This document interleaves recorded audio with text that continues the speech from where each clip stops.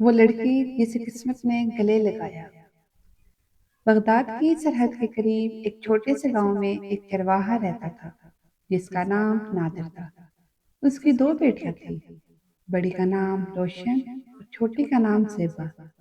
रोशन नादिर की पहली बीवी की बेटी थी, जो रोशन की पैदाइश के फौरन बाद चल बसी थी। इसलिए रोशन दिन भर अपने बाप के साथ रहती।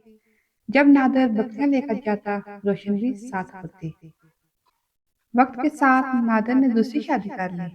कुछ अरसा घर में सुकून रहा, लेकिन फिर नादिर शदीद बीमार पड़ा। वो चंद दिन बाद दुनिया से रुखसत हो गया।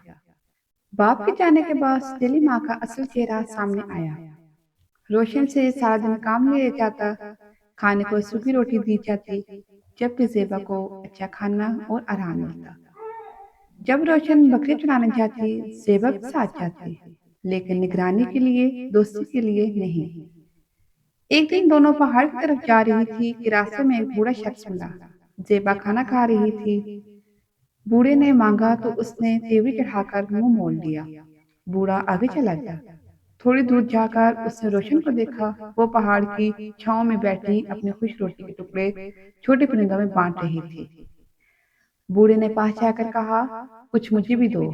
रोशन ने बगैर सोचे अपना आखिरी टुकड़ा उसकी तरफ बढ़ाया। बूढ़े की आंखें भीग गईं।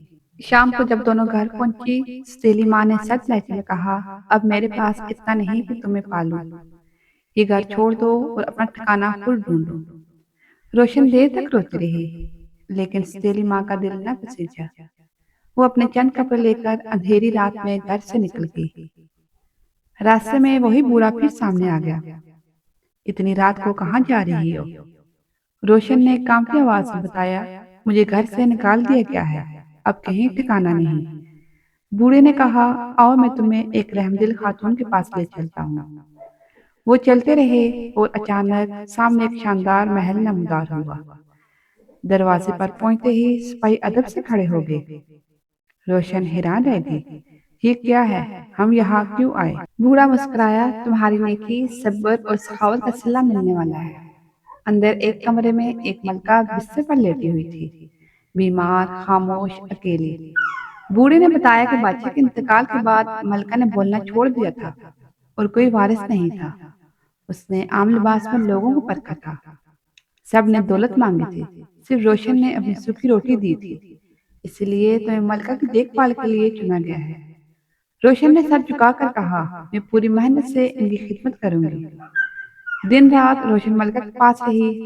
सुबह सूर्य निकलने से पहले उठती, ताज़ा पानी लाती, फूल बिछाती, बिस्तर साफ करती। मलका का रंग निखरने लगा, आंखों में चमक लौट आई। जिस दिन मलका मुकम्मल तौर पर सेहयाब हुई, उसने रोशन का हाथ थामा और कहा, बेटी, तुमने मुझे नई जिंदगी दी।